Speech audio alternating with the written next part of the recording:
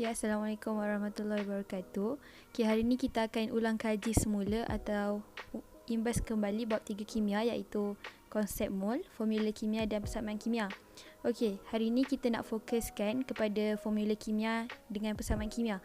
Apa yang kita nak tahu ialah macam mana kita nak bentuk persamaan kimia, macam mana kita nak seimbangkan persamaan kimia, dan akhir sekali kita akan tengok cara nak jawab soalan yang akan masuk dalam exam. Baiklah, yang seterusnya kita tengok formula kimia. Ini maklumat tambahan saya bagi, tak hafal sekarang pun tak apa, tapi saya galakkan untuk hafal sebab kita akan guna juga tahun depan. Yang pertama adalah asid hidroklorik, kedua asid nitrik, dan yang ketiga asid sulfurik. Saya nak tekankan adalah nama dia supaya anda tahu bahan tindak balas dan hasil tindak balas. Yang pertama adalah kalau kita guna asid hidroklorik, hasil kita akan dapat klorida tambah gas hidrogen. Kalau kita guna asid nitrik, kita akan dapat nitrat tambah gas hidrogen. Dan yang akhir sekali, kalau kita guna sulfurik, kita akan dapat hasil kita adalah sulfat tambah gas hidrogen. Yang seterusnya saya akan terangkan step untuk kita jawab soalan yang biasa masuk dalam exam kita, macam yang masuk dalam US 1 baru ni. Yang pertama adalah tulis persamaan kimia.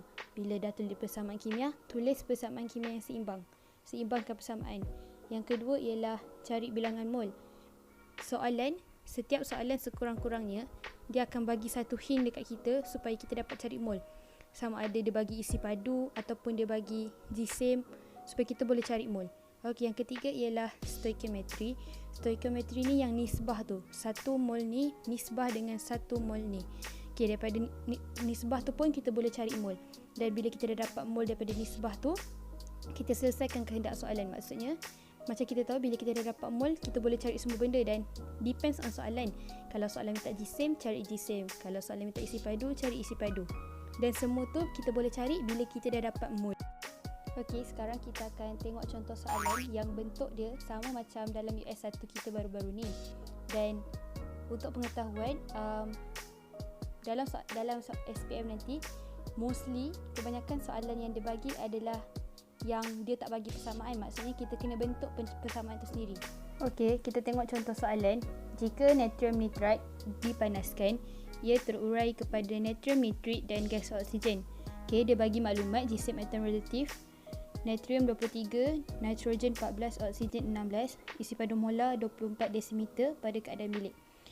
Soalan A, tuliskan persamaan kimia yang seimbang. B, cari jisim natrium nitrit yang terhasil jika 34 gram natrium nitrat dipanaskan, dan C ialah cari jisim natrium nitrat diperlukan untuk menghasilkan 600 cm padu gas oksigen pada keadaan bilik.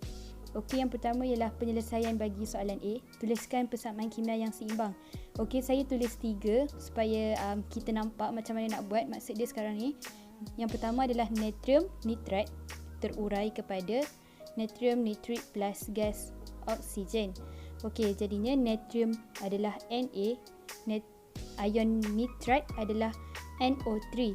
Jadi charge bagi natrium dan ion nitrat adalah sama, 1 plus 1 minus. Jadi dapatlah NaNO3. Lepas tu yang sebelah tu natrium nitrit, natrium Na, nitrit adalah NO2. Jadinya charge dia pun tetap sama, jadi NaNO2. Plus gas oksigen. Oksigen mesti O2 sebab dia gas, dia bukan oksigen saja. Jadi kalau gas dia O2. Sama juga kalau gas hidrogen jadi H2. Jadi kalau kita seimbangkan, kita akan dapat 2 NaNO3 terurai kepada 2 NaNO plus gas oksigen. Soalan yang seterusnya ialah B, cari jisim natrium nitrit yang terhasil jika 34 gram natrium nitrat dipanaskan. Macam yang saya kata awal-awal tadi, kita ada 4 step, iaitu persamaan kimia dan persamaan kimia yang seimbang. Yang kedua, cari bilangan mol berdasarkan maklumat. Yang ketiga adalah stoikiometri, iaitu nisbah. Dan yang keempat adalah kita selesaikan kehendak soalan. Yang pertama ialah persamaan kimia seimbang. Kita dah dapat daripada soalan A kita, iaitu 2 NaNO3 terurai kepada 2 NaNO2 plus O2, iaitu gas oksigen. Yang kedua adalah kita cari bilangan mol. Daripada soalan, dia bagi maklumat jisim natrium nitrat. Jadi, kita cari mol bagi natrium nitrat, iaitu 34 gram. Kita bahagikan dengan jisim molar natrium nitrat. Jisim molar natrium nitrat ialah 85. Jadi, 34 bahagi dengan 85, kita akan dapat 0.4 mol. Okey, yang ketiga adalah kita buat stoikiometri, iaitu nisbahkan. Kita nisbahkan natrium nitrate dengan nisbah natrium nitrit sebab dia minta jisim natrium nitrit, jadi kita nisbahkan 2 mol NaNO3 iaitu natrium nitrat nisbah dengan 2 mol NaNO2 iaitu natrium nitrit. Jadi 0.4 mol NaNO3 sama dengan berapa mol NaNO2. Jadi cara kita nak kira ialah 0.4 mol kita bahagikan dengan 2 sebab kita nak dapatkan berapa 1 mol.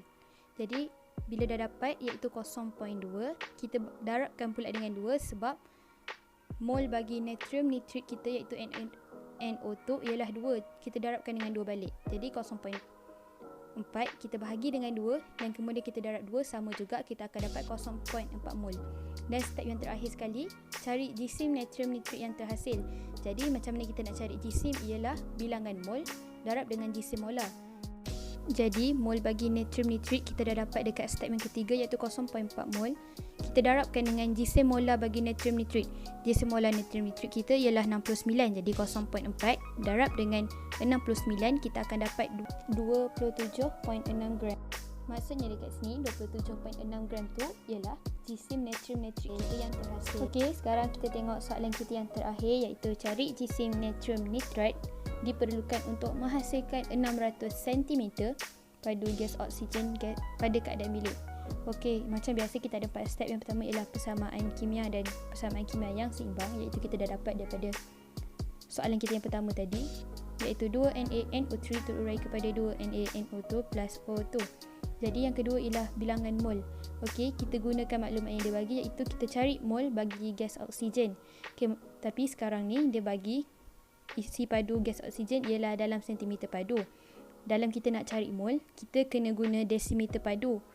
So, kita 600 tu bahagikan dulu dengan 1000 untuk dapatkan dalam desimeter padu dan kita akan dapat 0.6.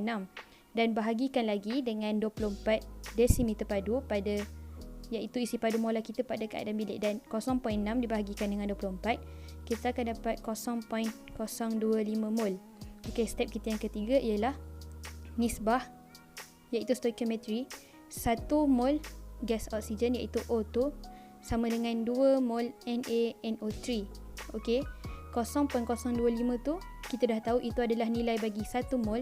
Jadi 0.0 bila nak tunjuk jalan kerja kita buat 0.025 mol bahagi dengan 1 sama juga akan dapat 0.025 dan kita darabkan dengan 2 sebab nisbah mol bagi NaNO3 ialah 2 dan 0.025 didarabkan dengan 2 kita akan dapat 0.05 mol. Jadi sekarang ni step kita yang keempat ialah kita selesaikan kehendak soalan. Soalan suruh kita cari jisim natrium nitrat yang diperlukan untuk hasilkan 600 cm gas oksigen. Okey, jadi macam mana nak cari jisim ialah bilangan mol darab dengan jisim molar. Jadi jisim molar kita ialah 85 gram per mol. Jadi 0.05 darabkan dengan 85 gram per mol, kita akan dapat 4.25 gram. Jadi 4.25 gram tu ialah natrium nitrat yang diperlukan untuk kita hasilkan 600 cm padu gas oksigen. Okey, selesai dah soalan kita. Jadi saya harap semua boleh faham, dan kalau tak faham boleh tanya saya ataupun siapa-siapa kawan yang boleh bantu. Jangan malu untuk tanya, kita nak berjaya kena selalu bertanya dan selalu ada usaha. Baik, itu je daripada saya. Terima kasih.